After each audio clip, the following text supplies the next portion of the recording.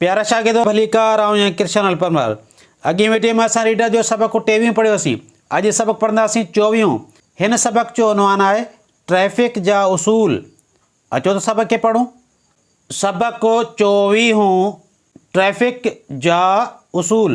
वाजिद अॼु जीअं ई स्कूल खां घर वापसि मोटियो त रस्ते ते ट्रैफिक जा सिग्नल ऐं गाॾियूं ॾिठाई। वाजिद पंहिंजे पीउ खां ट्रैफिक जे इशारनि बाबति पुछियो, बाबा ट्रैफिक जा कहिड़ा उसूल आहिनि? पीउ, पुट रस्ते ते ट्रैफिक जा सिग्नल लॻल हूंदा आहिनि, छा तो उहे ॾिठा आहिनि?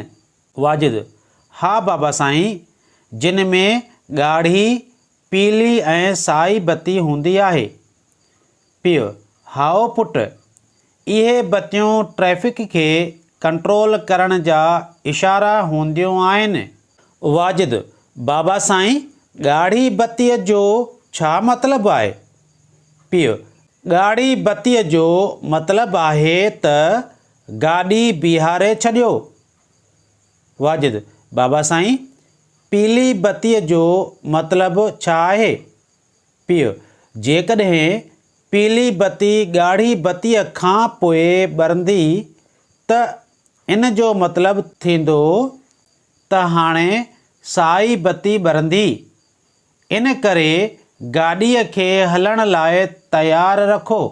गाॾी हलाइण महिल हिननि सिग्नल्स खे ध्यान में रखणा हूंदा आहिनि।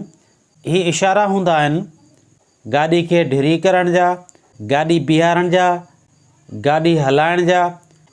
जॾहिं इहे बत्तियूं ॿरंदियूं त इन जो मतिलबु छा थींदो आहे?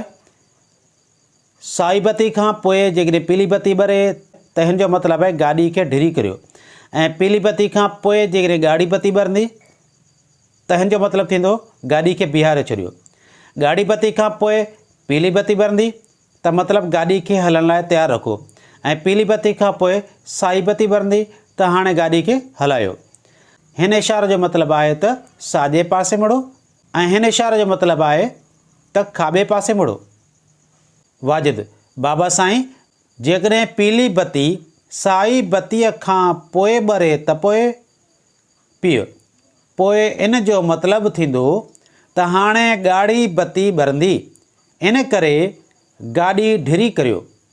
वाजिद, बाबा साईं, साई बत्तीअ जो मतिलबु छा आहे? पीउ, साई बत्तीअ जो मतिलबु आहे त हाणे गाॾी हलाई वञे। वाजिद, बाबा साईं, तव्हांजी वॾी महिरबानी, तव्हां ॾाढियूं कम जूं ॻाल्हियूं ॿुधायूं। प्यारा शागिर्दो, अॼु असां रीडर जो सबक 24 पढ़ियो आहे। ईंदड़ वीडियो में असां हिन सबक जी मश्क कंदासीं। अॼु जी मुंहिंजी ठहियल वीडियो तव्हांखे कीअं लॻी? जेकॾहिं पसंदि अचे त लाइक शेयर कमेंट ज़रूरु कजो, सब्सक्राइब कजो। महिरबानी।